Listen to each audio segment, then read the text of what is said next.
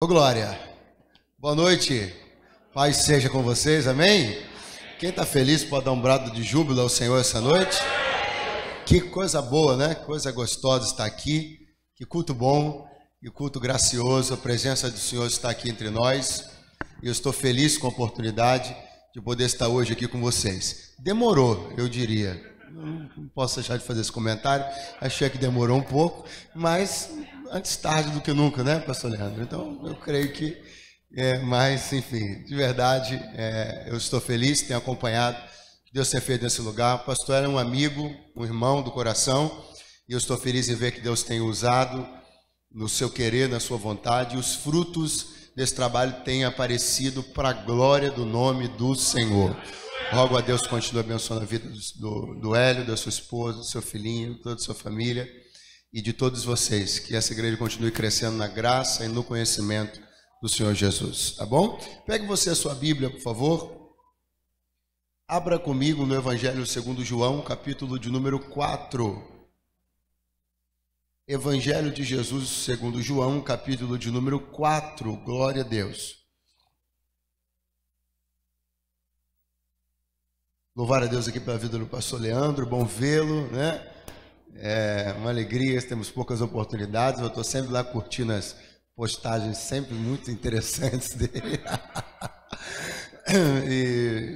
e se divertindo um pouquinho e acompanhando também o que Deus tem feito lá na Deus Tem Mais. É um prazer vê-lo, de verdade, tá? De verdade. João capítulo de número 4. Quem encontrou, diga bem forte, eu amo a Bíblia. Versículo de número 4. E era-lhe necessário passar por Samaria. Foi, pois, a uma cidade de Samaria chamada Sicar, junto da herdade que Jacó tinha dado a seu filho José. Ali estava a fonte de Jacó. Jesus, pois, cansado no caminho, assentou-se assim junto da fonte. Era isso quase a hora sexta. Veio uma mulher de Samaria tirar água. Disse-lhe Jesus, dá-me de beber. Quantos podem dizer amém? Quantos podem dizer glória a Deus? Eu quero aqui trazer ao seu coração uma palavra que Deus tem me tocado, me direcionado. Eu acredito de verdade que essa será uma palavra que gerará entre nós uma atmosfera profética, uma atmosfera de libertação, uma atmosfera de um desatar, de um tempo muito precioso, onde você vai protagonizar algo muito grande de Deus, lá na sua casa, lá na sua rua, lá no seu trabalho. Amém? Você acredita nisso de verdade? Glória a Deus. Meus irmãos, o evangelista João escreve no capítulo 4 dos encontros pessoais mais profundos, mais bonitos que Jesus teve. Eu usei a palavra profundo porque não que os outros encontros que Jesus teve com as outras tantas pessoas que cruzaram o seu caminho não tivessem sido profundo, mas há um pano de fundo, há um contexto impossível de não se observar e que dá ao encontro de Jesus com a mulher samaritana em João 4 um tom de profundidade muito importante para ser entendido por nós.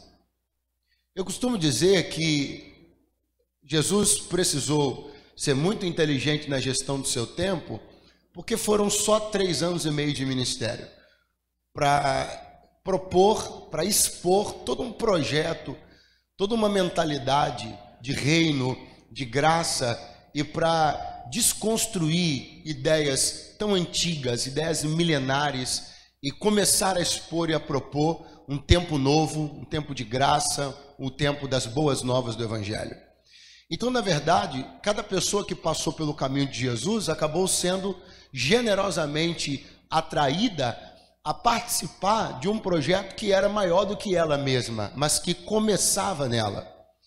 Então, estas tantas pessoas, como a mulher samaritana, que passaram pelo caminho de Jesus, acabaram sendo ingressos ou portas para outros espaços maiores e para outras coisas que Jesus poderia fazer. Só para dar um exemplo, a região de Samaria, que era uma região muito grande, muito populosa, uma região vasta e que tinha um problema cultural grande, porque os judeus não se comunicavam. Eu vou explicar um pouquinho melhor essa palavra comunicar um pouquinho na frente, mas não tinham boas relações, hostilizavam os samaritanos, porque lá no começo de tudo, eu não quero ser enfadonho, mas é importante mencionar, lá no começo de tudo, todos eles eram um povo só. Mas depois que houve uma divisão entre os dois reinos, o reino do sul e o reino do norte, e depois de que o reino do norte acabou passando por um processo que miscigenou a raça, essas pessoas, os samaritanos, começaram a ser vistos como lixo, porque, em suma, eles não tinham a pureza do sangue de Abraão nas veias, diferentemente dos judeus que tinham. Quem me ouve bem, diga amém. Então Jesus passa pelo território de Samaria, ignorando essa praxe comum que havia entre os judeus de não passar por esse caminho. Jesus passa pelo território de Samaria e vai a uma cidade. Isso aqui é maravilhoso, porque João fala sobre uma necessidade. Veja isso, necessário lhe foi passar por Samaria. Só que estando em Samaria, que é um território maior, eu poderia dizer, como o estado do Rio de Janeiro, território maior. Aí João diz assim, foi, pois, a uma cidade samaritana chamada Sicar. Isso muda, porque estando dentro de Samaria, não agora mais por necessidade, mas para uma decisão espontânea, Jesus vai a uma cidade samaritana chamada Sicar. Como se para alguém fosse necessário passar pelo estado do Rio de Janeiro, e uma vez estando dentro do estado do Rio de Janeiro, decidisse vir a Itaboraí. Ficou claro isso? Então é mais ou menos dessa maneira. Então Jesus toma essa decisão, ir a uma cidade samaritana chamada Sicar. E quando eu leio isso aqui na Bíblia, e quando eu continuo lendo e vejo a Bíblia dizer para mim que havia naquele lugar um poço, uma fonte chamada Fonte de Jacó, aí eu começo a ficar ainda mais atento, ainda mais interessado. Aí quando eu continuo lendo o texto, eu vejo que a mulher que vai encontrar com Jesus, ela olha para o Senhor Jesus e diz assim, és tu maior do que o nosso pai Jacó, que ele mesmo cavou esse poço, bebeu dessa água e deu de beber aos seus animais? Então o que eu estou percebendo? Que esse lugar, na verdade é claro que toda a Palestina, ela é muito importante do ponto de vista histórico, mas esse lugar propriamente é um lugar que salta aos nossos olhos, porque é um lugar que começou a ser mencionado na Bíblia lá no livro do Gênesis. Só que lá ele aparecia com outro nome, aparecia com o nome de Siquém. Mas a Siquém mencionada em Gênesis é a mesma Sicar mencionada em João 4. Você vai ver que Jacó, quando ele resolveu sair da casa de Labão, o seu sogro começou a peregrinar, tendo por ordem de Deus ir até Betel, onde Deus havia se encontrado com ele anos antes, ele parou por um determinado tempo da sua viagem numa cidade chamada Siquém. É esse lugar aonde a samaritana mora agora. E ela está dizendo com muito orgulho. Eu disse com muito fraco. Eu disse com muito. Ela está dizendo com muito orgulho. O Senhor não está em qualquer lugar. Isso aqui é um lugar que tem história.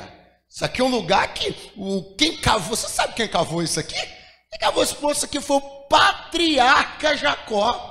E ele bebeu dessa água e deu de beber para a montaria também. O que é que eu quero que você entenda? Havia todo um orgulho daquelas pessoas, porque elas moravam num lugar que tinha história. Que tinha o quê? Pregar para crente bom é legal, porque o pessoal já está entendendo onde eu vou chegar. Esse lugar tinha o quê? Tinha história, mas não tinha resultado. Tinha história, mas não tinha libertação. Tinha história, mas não tinha salvação.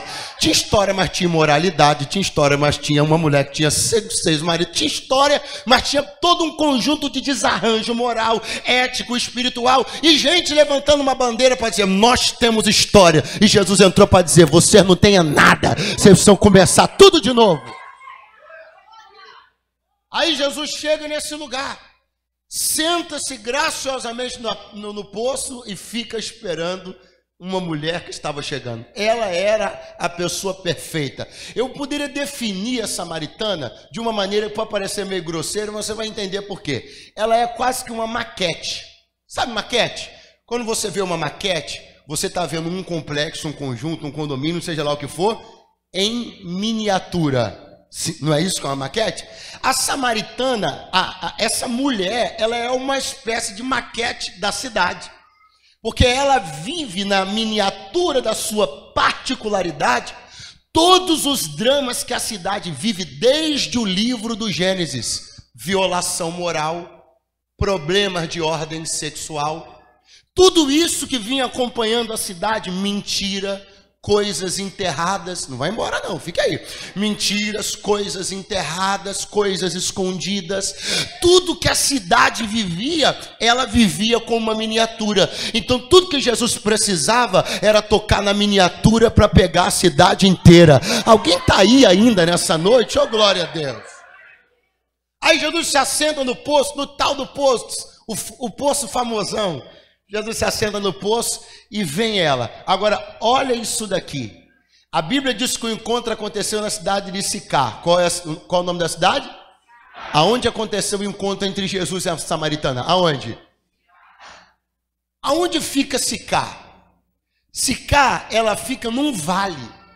E você deve lembrar da sua aula de geografia que o que existe?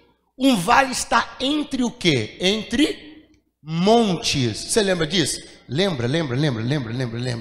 Lembra dessa aula de geografia? Os montes estão em cima e embaixo é o vale. Lembra disso? Lembra dessa aula do desenho da professora? Lembra? Os montes lá no alto. E o que tem entre os montes é exatamente o vale. Aonde Jesus se encontrou com essa mulher? No vale. Por que no vale? Porque a cidade foi construída no vale. No vale entre os dois montes. Um se ergue à direita, o outro se ergue à esquerda. Mas por que o senhor está falando isso? Porque isso aqui é o perfil profético de toda pessoa que se encontra com Deus. Olha para mim que eu vou lhe explicar por quê. Primeiro, porque toda pessoa que se encontra com Deus comumente está numa situação de vale. Segundo, porque os dois montes que estão, um à direita e um à esquerda, são Ebal e Gerezim. E daí, pregador? Só para te lembrar, esses montes são aqueles que no tempo da peregrinação do deserto, Deus disse para Moisés: manda metade dos cabeças de tribo em cima de um monte, proclamarem palavras de bênção. Metade dos cabeças de tribo para um outro monte, proclamar palavras de maldição. Ebal e Gerezim simbolizam cada um bênção e maldição. Aonde Jesus está se encontrando com a mulher? No vale. De quê? Da decisão. Entre o quê? A bênção e a maldição. Segura a mão de alguém que está do teu lado nessa noite. Acorda ele e diga: esse teu encontro de hoje é para você decidir para que monte você sobe depois dessa reunião. Eu fico com a bênção, eu fico com a vida, eu fico com a vitória, eu fico com a bênção. As pessoas podem não perceber, elas podem não se atentar, mas todo o encontro que elas têm com Cristo é a oportunidade de decidirem qual será o próximo passo da sua vida. Todo o encontro que elas têm com Cristo é a oportunidade de decidirem para qual monte elas sobem. Eu escolho a bênção. Você sabe que alguém, você sabe que alguém não está escolhendo. Alguém está percebendo que está no vale. Olha para a direita, olha para a esquerda. Ele discerne que tem uma alternativa, mas não consegue fazer a escolha certa. Ele prefere levar suas mentiras até o final. Ele prefere sepultar seus medos. Ele prefere não desenclausurar sua alma. Ele prefere não dizer para Jesus toda a verdade. Ele prefere continuar maquiando uma felicidade que não existe. E aí quando termina o encontro, ele sai da fonte sem ter bebido nada e sobe para o monte da mesma desgraçada maldição de sempre. Mas essa não será a minha história, essa não será a tua história. Eu decido pela bênção. Mas alguém decide, levante a mão comigo, dê um brado de júbilo ao Senhor.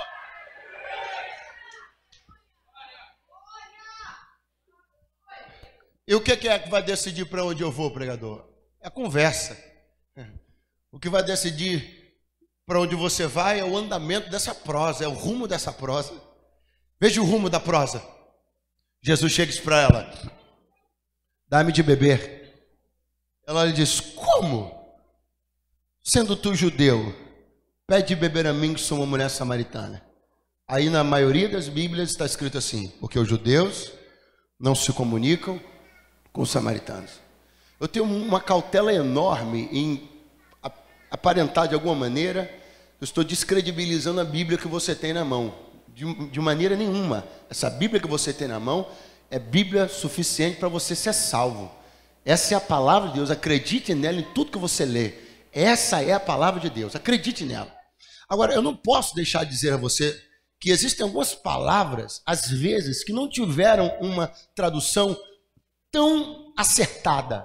E não fica difícil entender. Veja, os judeus e os samaritanos, eles tinham negócios. Eles compravam e vendiam. Como é que alguém pode comprar e vender sem dizer nada? Existe possibilidade de você comprar e vender uma coisa sem se comunicar com essa pessoa? Existe possibilidade? Então veja como essa palavra não se comunicavam, não está tão bem colocada.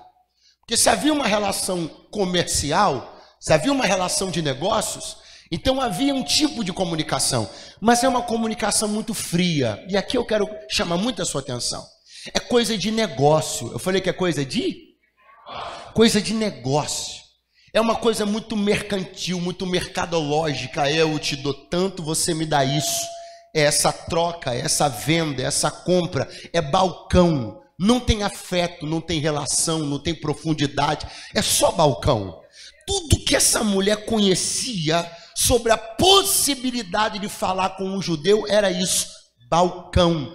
Negócio, eu dou, você me dá, eu compro, você vende, leva isso, toma aquilo. Aí Jesus chegou para ela e disse: dá-me de beber. Hoje não é negócio. Hoje você teve a oportunidade de encontrar com um varão judeu que não veio negociar. Ela disse assim: é impossível isso. Tu és judeu, eu sou samaritano e tu está me pedindo água. Aí, por que ela está tão escandalizada? E os discípulos, a essa altura, tinham ido na padaria. Fala para o seu vizinho assim: os discípulos, muito fraco, diga, os discípulos tinham ido na padaria. Pergunte por quê? Porque todo obreiro que não está pronto para ver o que Jesus está por fazer, ele manda para a padaria. É sério. Os discípulos não iam entender aquilo ali não, irmão. Eles tinham uma cabecinha miudinha desse tamanho aqui, ó. Eles não iam entender a transculturalidade do ministério de Jesus. Eles tinham dificuldade de entender que o ministério de Jesus não era para A, nem para B, nem para C. Eles não iam entender Jesus falando com a samaritana, eles iam atrapalhar. E quando o obreiro não está entendendo a graciosidade do movimento do que Jesus está fazendo, Deus diz assim: obreiro, vai comprar pão para você não me atrapalhar. Qual é as pessoas que Jesus manda comprar pão? Aquelas que não têm condição de entender a graça, o perdão, a misericórdia. Então, para você não atrapalhar, vai comprar pão para você não atrapalhar. Porque o que Deus tem para fazer, Ele vai fazer. A quem Ele quiser ganhar, Ele vai ganhar. A quem Ele quiser abraçar, perdoar, aceitar, gostando eu, você ou não, Ele vai fazer. E se eu tiver que ir para a padaria para não atrapalhar, Ele vai me mandar para a padaria, mas vai abraçar quem Ele quer abraçar, beijar quem Ele quer beijar, perdoar quem Ele quiser perdoar. Oh, glória. Por que ela está tão escandalizada? Porque não bastasse Jesus se dirigir a ela fora do âmbito dos negócios, Jesus ainda disse assim: dá-me de beber. Teve uma hora que ficou claro, mais claro um pouquinho do escândalo dela. Porque teve uma hora que ela disse assim: o poço é fundo e tu não tens com o que tirar. O que é que ela já tinha visto, pregador? Ela já tinha visto que Jesus não dispunha de nenhum cântaro. Ele não tinha recipiente nenhum. Você está me ouvindo? Então, quando ele disse para ela: dá-me de beber, ele não só está pedindo que ela tire a água, ele está se dispondo a usar o cântaro dela para beber. Aí ela disse: tem alguma coisa errada aqui. Eu estou entendendo alguma coisa. Não bastasse ele falar comigo, ele ainda está se dispondo a usar o meu cântaro para beber ele no meu cântaro. Eu preciso pegar isso aqui e levar para um ponto de vista espiritual, profético, para você entender uma coisa. Qual era a vida dessa mulher? Qual era o cântaro dessa mulher? Qual era a prática dessa mulher? Qual era o lodo dessa mulher? Aí Jesus para e diz assim: esse teu cântaro cântaro, esse teu recipiente imundo e inutilizado para os homens, eu vou usá-lo para beber. Ou levanta a tua mão mais alto que você puder. Eu não sei por onde esse cântaro já passou, a vida que você já viveu, eu não sei as coisas que você já viu, os lugares que você já frequentou, mas assim te diz o Senhor: eu tenho carinho pela tua vida e vou usar o teu cântaro nesse tempo.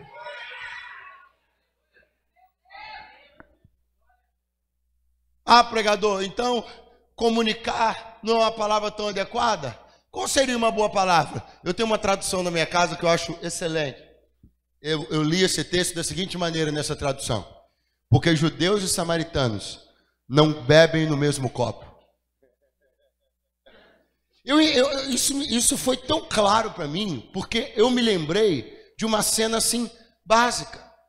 Eu pensei sentado à mesa, numa festa, olhando para um garçom e dizendo para ele: me dá um copo de refrigerante. Aí ele olhando na mesa, vendo que eu não tinha copo, ele pegando o copo de alguém da mesa do lado, completando a bebida e colocando na minha mesa. Se eu tivesse visto isso, eu beberia? Beberia? Mas e se fosse a minha mulher, eu beberia? Por quê? Porque você sempre usa o copo de quem você tem intimidade. Você só não compartilha recipiente com quem você tem nojo. Mas não é um nojo, mas ele não fez porcaria nenhuma. Por que eu estou com nojo dele? Não é nojo, na verdade. A falta da intimidade causa um estranhamento, que eu não vou usar o copo de alguém. Eu não sei como é a vida dessa pessoa, eu não sei o que ela faz, não sei o modo de higiene. Agora, meu cônjuge, meu filho, meu pai, as pessoas com as quais eu tenho profunda intimidade, eu consigo usar o mesmo copo. É o que Jesus está falando para ela. Tudo que você conhece até hoje são relações frívolas.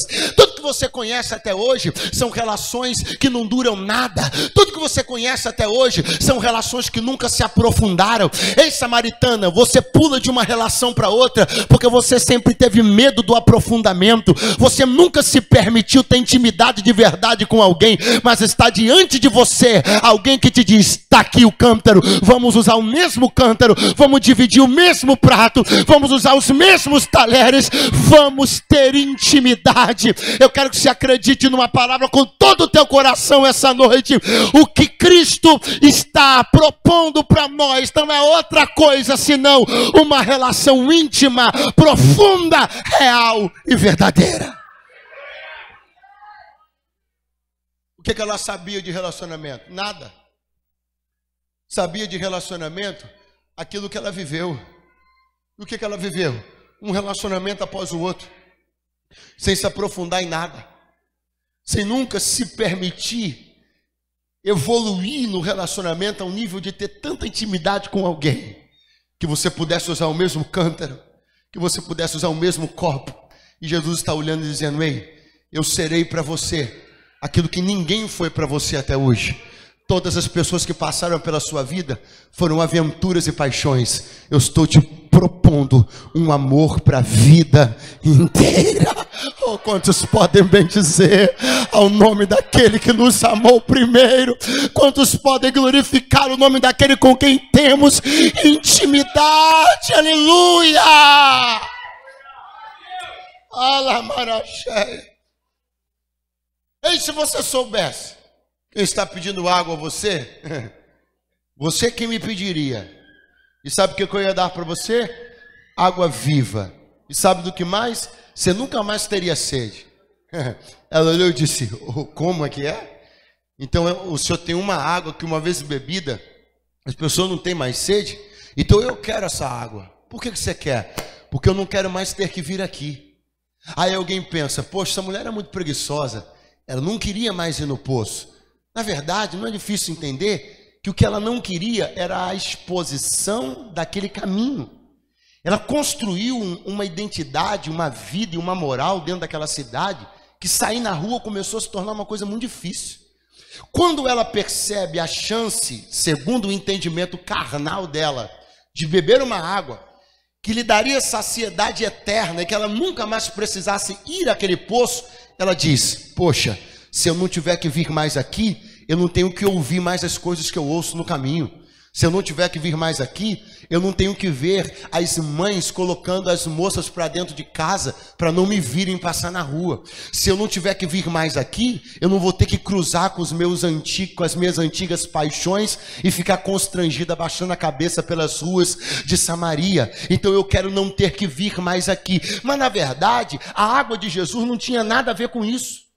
Pelo contrário, a água que Jesus iria dar para ela não tiraria dela a necessidade de ir naquele poço. Pelo contrário, seria importante que ela continuasse indo. Por quê? Porque existem alguns lugares, alguns caminhos que você fez de um jeito. E é necessário que você volte a esses caminhos para que você possa fazê-los de outro jeito. Ou é simples o que eu quero dizer aqui. Mas samaritana, você tem que ir no poço amanhã de novo. Mas eu não aceitei Jesus, sim, mas você tem que ir lá. Mas eu não bebi água, sim, mas você tem que ir lá. Porque você tem que fazer esse mesmo caminho que você sempre fez, sendo uma pessoa diferente de quem você era. Eu profetizo sobre a tua vida. Pode ser que você suba no mesmo ônibus, pode ser que você ande no mesmo carro, pode ser que você pegue o mesmo trem, mas o que muda pode não ser a rota, mas é quem está fazendo ela. Você vai mudar.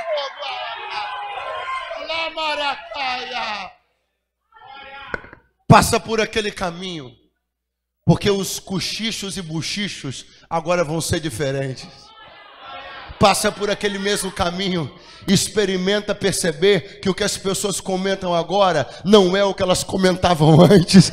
Passa por esse mesmo caminho e veja que agora as pessoas vão apontar o dedo por uma razão diferente. Vão dizer: olhe lá aquela mulher que Jesus encontrou, olhe que mudança está acontecendo na vida dela, olha como ela está movida, mexida, transformada, restaurada.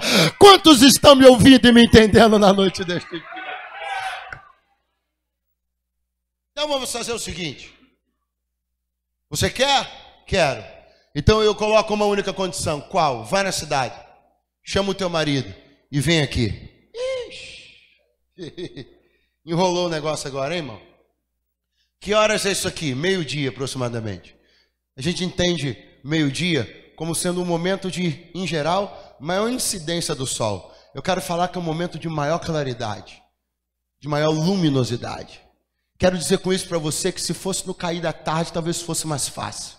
Porque talvez ela poderia pensar: eu corro na cidade, convenço alguém, chamo alguém, mesmo que não seja meu marido, venho por aqui, o pessoal já vai estar todo se recolhendo, ninguém vai perceber. O que eu quero dizer para você é que na penumbra a gente pode desfilar com as nossas mentiras com mais facilidade. Mas quando Jesus nos propõe o desafio de desfilar com as nossas mentiras em meio à luz, a gente retrai.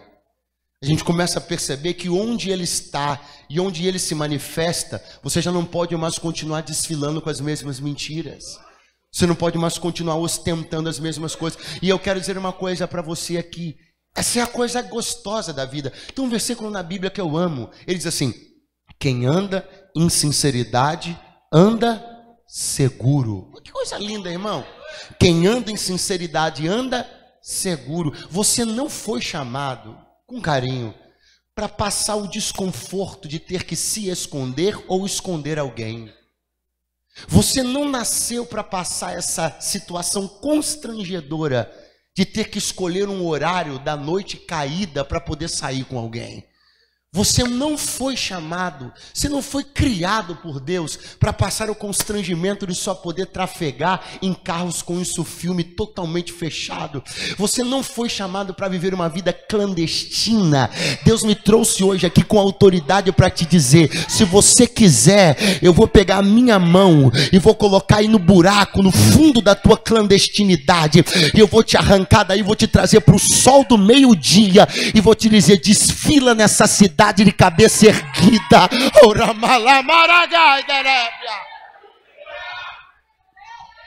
Eu penso a cabeça dessa mulher rodando. Alguns segundos entre a pergunta de Jesus, a proposta de Jesus e a resposta. E eu penso nela pensando: será que se eu correr lá chamar alguém vem? Será que se eu chamar, eu tenho um sobrinho, mas ele é muito novo, não vai acreditar que ele é meu marido. Eu tenho um tio, mas é muito velho, não vai... Quem eu chamo? Quer saber? Chega. Eu não tenho marido. Como assim, pregador? É isso. Você precisa entender que dá menos trabalho falar a verdade do que forjar novas mentiras. Vou falar de novo. Dá menos trabalho falar a verdade do que continuar forjando novas mentiras. Essa teia vai ser desmontada nessa noite. Você não vai continuar construindo novas desculpas, novas mentiras. O que você tem, você tem. O que não tem, vai dizer que não tem. Porque quando eu abro a minha boca e digo a verdade me solta, me liberta. E eu começo um caminho novo diante dele. Pelos olhos, tu disseste isso com verdade. Tu disseste isso com? A palavra verdade, inclusive, é uma tônica nesse capítulo. Era uma tônica nessa história. Você se lembra que ela mais à frente perguntou para Jesus: qual é o lugar em que se deve adorar? Aí Jesus disse: a hora vem, e já chegou, em que os verdadeiros adoradores adorarão ao Pai em espírito e em verdade. Jesus estava dizendo assim: ei, você pode ser uma adoradora de verdade. Por quê? Porque você já me disse a verdade. Não existem adoradores de verdade que não dizem a verdade. Não entendi, pregador? Vai entender. Não importa o quão bonita seja a canção que você cante, você não pode ser considerado pelos céus um adorador de verdade se você continua dizendo para Deus mentiras. Só pode ser um adorador de verdade aquele que já abriu a boca para ele e disse o que não tem, o que não pode. Fale mesmo, irmão. Fale mesmo.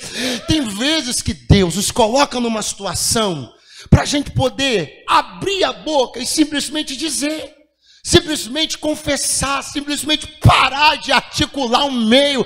Ah não, mas é porque não, está quebrado, então está quebrado. Ah não, porque tem um capital que vai vir do exterior. Para com isso, irmão. Chega, Deus me trouxe para te dizer, diga a verdade, eu vou fazer uma coisa tremenda na tua história a partir disso.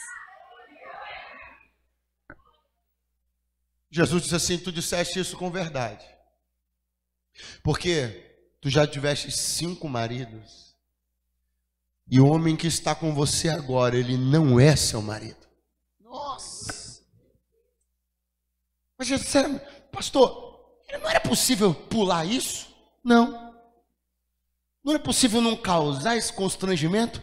Não, porque eu disse para você uma coisa e trago essa informação de volta agora para a gente já começar daqui para frente nessa perspectiva para concluir. Qual? Jesus está fazendo uma coisa muito profunda aqui, profunda demais, porque esse lugar não diz respeito só a ela, esse lugar está na Bíblia desde Gênesis. Deixa eu contar uma coisa para você, quem me ouve bem diga amém. Jacó saiu da casa de Labão com suas esposas, que naquela época podia ter 2 esposas. Naquela época, tem muito tempo já isso, entendeu, irmão? Hoje não pode mais, ok? Então, ele saiu com as suas 2 esposas, os seus filhos, tudo mais, aquela coisa toda, e Deus tinha falado uma coisa para ele. O que Deus tinha falado? Vai para Betel, para o lugar onde a gente se encontrou. Estou te esperando lá. O que Jacó fez? Parou num lugar, numa cidade chamada Siquém. Aí ele pegou lenha, pegou cordeiro, pegou tudo, fez um altar bacana, um sacrifício para Deus. Aí você pergunta para mim, Deus veio? Pergunta, Deus veio? Não. Ah, mas não tinha lenha? Tinha. Não tinha fogo? Tinha. Não tinha cordeiro? Tinha. Tinha todos os elementos de um altar legítimo? Tinha. Mas o lugar não era legítimo. Deus não mandou ele parar ali. Tem gente pensando que reunir os elementos certos e a liturgia certa e as coisas certas vai trazer Deus. Mas se tudo isso for certo, mas o lugar for errado, Deus não vai. Quando Jacó chega lá em Betel, ele pega lenha. Essa lenha era diferente da outra? Não. Ele pega pedras diferentes das outras? Não. O cordeiro que ele pegou era melhor do que o outro? Não. Ele acendeu um fogo diferente do outro? Não. Mas Deus veio, porque os elementos eram os mesmos, mas o lugar era legítimo. Aí Deus veio. Aí eu vou voltar. Aí Jacó se enrolou todo, mas pense num rolo, se enrolou todo. Por que ele se enrolou? Porque aquele lugar tinha uma cultura e tinha um hábito. O príncipe daquele lugar, se você for embora, volte agora. O príncipe daquele lugar, príncipe de Siquém. Fala para o teu vizinho, príncipe de Siquém. O príncipe de Siquém tinha um modo de condução de vida, um modo de cultura. E era uma cultura imoral. Por que era uma cultura imoral? Porque na cultura do príncipe de Siquém, você foi embora, volta, hein? Na cultura do príncipe de Siquém, era-lhe permitido, era-lhe possível manter relações sexuais com quem ele decidisse se casar, a despeito da permissão ou não dessa pessoa. Então há um principado nessa cidade que opera dentro de uma imoralidade, de uma violação de intimidade. Então esse lugar, ele tem a marca da violação da intimidade. Esse lugar tem... você está aí ainda. Esse lugar tem a marca da violação da intimidade, do ultraje da moral. É lugar onde ninguém respeita ninguém. Não é por acaso que você volta aqui para João 4 e percebe o quadro moral dessa cidade que só mudou de nome, mas continua no mesmo lugar. Porque espiritualmente, esse principado de violação moral, de violação de intimidade, onde casa, descasa, vai e vem, faz sexo aqui, não vai embora não, faz sexo acolá. Havia um principado de imoralidade regido desde os dias do Gênesis, mas Jesus entrou lá. E daí? Isaías capítulo 9, versículo 6, um menino se nasceu, um filho se nos deu, e o principado está sobre os seus ombros. Onde Jesus chega, o principado da imoralidade, da violação de intimidade, tem que bater em retirada. Levanta a tua mão, porque eu vim ser profeta de Deus. Não vai predominar sobre a tua vida, não vai predominar sobre a tua casa. Tua casa pode ter sido Siquém até hoje. Ninguém casa direito, ninguém fica casado, todo mundo se ajunta, todo mundo se enrola, mas assim te diz o Senhor: tu vai casar de véu e grinalda na ponta desse altar, e o meu nome vai ser glorificado na tua vida. Tu não vai repetir as mesmas histórias. Oh, glória! Deus está quebrando. A entrada de Jesus na tua vida está quebrando círculos antigos. Segure a mão de alguém do seu lado. Segure, acorde ele e diga: a entrada de Jesus na sua vida está quebrando círculos antigos. Você não vai repetir os mesmos erros dos seus pais, não vai repetir os mesmos erros dos seus avós. Assim te diz o Senhor: eu farei uma coisa nova.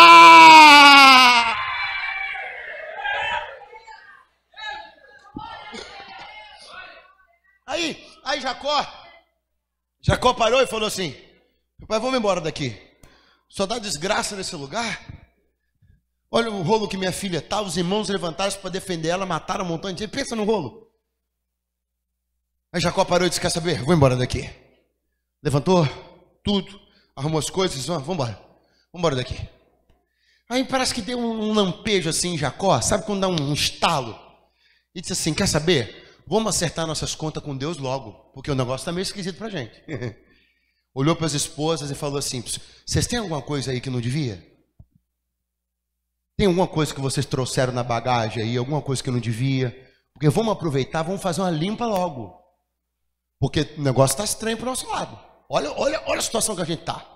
Vamos seguir caravana para o lugar que Deus mandou e vamos aproveitar e vamos fazer uma faxina logo. Você tem alguma coisa, Raquel? É Raquel. E você, Leia, tem alguma coisa? O que vocês arrumaram? Porque o senhor, meu marido, saiu correndo lá da casa do nosso pai Labão, e a gente achou que não seria justo sair sem herança nenhuma. Aí nós trouxemos uns ídolos escondidos. Eu quero abrir um parênteses para dizer uma coisa aqui. Sabe por que Raquel e Leia fizeram isso? Sabe por que elas fizeram questão de tomar dos ídolos do pai delas com medo de ficar sem herança? Porque elas não distinguiram a aliança que elas tinham feito com Jacó. Se elas soubessem com quem elas tinham se aliançado, elas não estavam preocupadas com a herança de ninguém. Posso falar uma coisa para você de todo o coração? Se desconecta dessas quinquilharias. Para de ficar aí: mas se eu conseguisse um jeito de fazer, de ir lá, para pegar aquele terreno, uma parte daquele negócio. Deus me trouxe aqui para dizer uma coisa para você: tem coisa que não faz mais parte da tua vida não. Larga esse troço para lá. Discirna o poder da pessoa com quem você fez aliança. Se Raquel e Léia entendessem quem era Jacó e a bênção da promessa que estava sobre ele, elas não estavam preocupadas de levar nada na casa de Labão. Porque o que é a herança de Labão para quem tem a promessa do Deus vivo? Ah, tá aqui, 2 reais, tá aqui isso aqui. Aí pegou e reuniu uns ídolos. Deixa eu dizer uma coisa para você. Tem horas que Deus, gente, é tão bondoso com a gente. Quais horas? Onde Ele permite que seja expostas algumas coisas que estavam escondidas. Por uma razão simples, para que você tenha oportunidade de limpar a sua caravana. Tirar as coisas que estão te comprometendo, destruir aquilo e se livrar daquilo. Só que você olha no texto sagrado, você vê o que Jacó fez. Jacó pegou os ídolos, que tirou das malas da sua família, e está escrito no texto, enterrou-os no pé de um carvalho. Só que a essas alturas, se você for embora, volte que eu encerro, a essas alturas, aquele lugar já tinha sido comprado por Jacó, aquele terreno era dele. Você percebeu a tolice que ele fez? Ele tira os ídolos da mala e enterra no terreno que era dele. Então, ele não eliminou a contaminação, só trocou de lugar. Não, você não está aí mais, não é possível. Quando Deus te dá a oportunidade de você saber que uma coisa está acontecendo, não troca o lugar do esconderijo não, destrói. Porque trocar de esconderijo não vai mudar nada, você tem que se livrar desse mal. Não é para trocar de esconderijo. Alguém está me ouvindo aí, pelo amor de Deus? O que ele fez? Ele colocou aqueles ídolos lá no pé do carvalho. Enterrou aqueles ídolos no pé do carvalho. Aí eu volto e vejo Jesus chegando, olhando para a mulher samaritana e dizendo: tu tiveste 5 maridos, o que está contigo agora não é teu marido.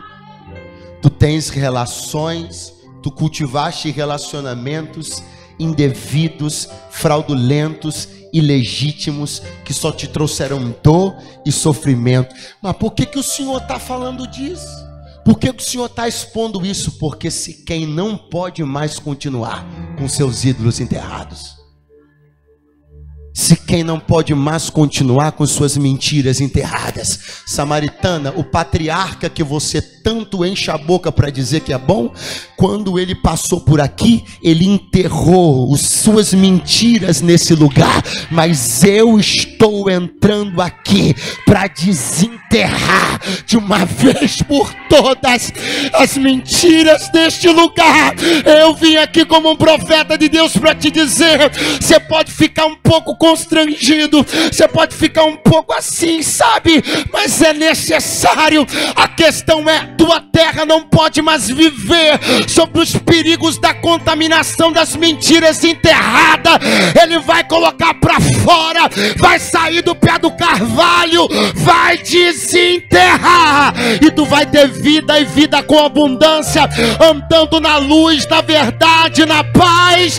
Quem está me ouvindo, dá um brado de júbilo na noite desse.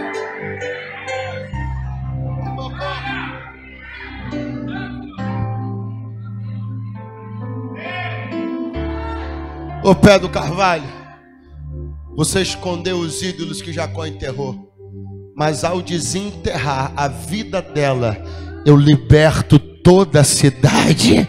Ao desenterrar os ídolos dela, eu desenterro os ídolos da cidade. Ela olhou e disse: ei, aonde se deve adorar? Ele disse: os verdadeiros adoradores adoram o Pai em espírito e verdade. Ela olha e diz: eu vejo que tu és profeta. Eu vejo que tu és. Eu vejo que tu és. Tem uma presença diferente na nossa cidade. Chegou um. Quando chega um profeta, irmão, numa cidade, quando alguém com autoridade se levanta no meio de um cenário, as mudanças e as transformações começam a acontecer. Eu quero que você pegue a mão de alguém do seu lado, dá uma chacoalhada nele e diga: sabe por que vai ter mudança? Porque chegou a autoridade profética na tua cidade, chegou a autoridade profética na tua família.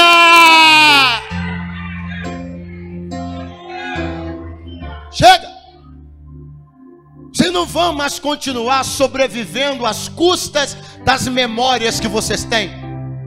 Vocês não vão continuar sendo o museu histórico que não tem vida, não tem realidade, não tem saúde. Chegou a ordem, chegou a palavra, chegou a graça, chegou o poder, chegou a autoridade, chegou Jesus nesse lugar. És tu maior do que o nosso patriarca Jacó? Porque o nosso patriarca Jacó deu essa cidade para o filho dele José. E tem mais. Os ossos de José estão enterrados aqui. Olha aí como a gente é importante. Somos cemitérios de líderes. Olha aí, ô Nazareno, sei que não sabe nada, não conhece história, vou te dar uma aula de história. Deixa eu dizer para você como é que a gente é importante. Aqui tem um dos maiores líderes do mundo antigo, um camarada que resolveu a maior crise mundial do mundo antigo. Ele está aqui, enterrado aqui, os ossos dele aqui. E por que tem desgoverno em cima? Porque tem ossada embaixo. Não adianta você, samaritano, abrir a boca e dizer: os ossos de José estão enterrados aqui, os ossos do governador estão enterrados aqui. Então por que tem colapso em cima? Por que tem falta de governo em cima? Porque ossos não governam, ossos são só lembranças. Deixa eu dizer uma coisa para você importante para eu encerrar. Eu estou falando que eu vou encerrar, já tem uns 10 minutos, né, gente? Aleluia. Deixa eu falar uma coisa importante para você encerrar. Sabe qual é o lugar dos sonhos de muita gente? Pergunta: qual? Um lugar como esse, onde tudo que se tem como liderança e referência são ossos. Sabe qual é o lugar dos sonhos de muita gente? Que não quer mudar, não quer transformação, não quer sair da mentira, quer continuar enrolado. Ele quer ir num lugar onde ele possa bater no peito e dizer: o lugar que eu congrego, que eu frequento tem história. Mas quem lidera? Mausoléus. Gente que não tem mais vida com Deus, não tem compromisso profético, não tem sintonia com Deus, gente que não quer saber mais de nada nem de coisa nenhuma. Deus me trouxe aqui para te dizer: você merece destino melhor do que lugares onde a voz profética se tornou uma tumba. Você merece destino melhor, e eu quero glorificar a Deus, bendizer a Deus, adorar a Deus, mesmo você me olhando com essa cara dizendo: tomara que não volte mais, mas não tem problema. Eu quero dizer para você que glória a Deus, que Deus nos congregou essa noite num lugar onde não há apenas lembranças nem mausoléus, mas a voz profética enérgica, ativa e atual. Eu vejo que tu és profeta. O último líder que estava enterrado aqui não mudou mais nada, mas chegou quem tem voz profética. Ou dê um pulo dessa cadeira se você acredita que a voz de Deus vai mudar os rumos da tua história. Não, Deus não te chamou para estar em lugares onde você é massageado todo dia. Deus não te chamou para estar em lugares onde só existem lembranças de quando tinha palavra, quando tinha avivamento, quando tinha fogo. Deus não te chamou para estar em lugares cheios de mausoléus, mas que tem desgovernos instaurados, porque simplesmente as lideranças são vozes que se calaram há muito tempo. Deus me trouxe com autoridade para te dizer: tu pode ser uma bênção, tu pode se livrar das tuas amarras, tu pode viver uma vida poderosa na terra, tu pode ser liberto para vencer. Basta que tu permita que eu transite pela tua cidade, permita que a voz profética que eu ergui sobre a tua vida alcance, encontre lugar no teu coração. Essa noite aqui você está no encontro no vale. Sobe para a bênção, porque Deus te chama para uma vida de bênção nessa noite.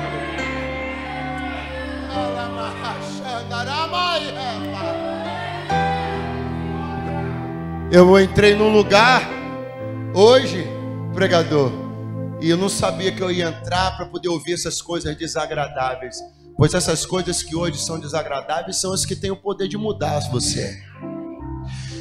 Eu vou sair daqui, vou dar uma bronca no fulano, porque me convidou tanto para ir para a igreja dizendo que era legal. Eu cheguei lá, ficou esse camarada gritando, suando igual um maluco, falando um montão de coisa esquisita, de mentira, de nada e tudo. Mas são essas coisas esquisitas, desconfortáveis, constrangedoras, que têm a capacidade de botar a tua vida no eixo.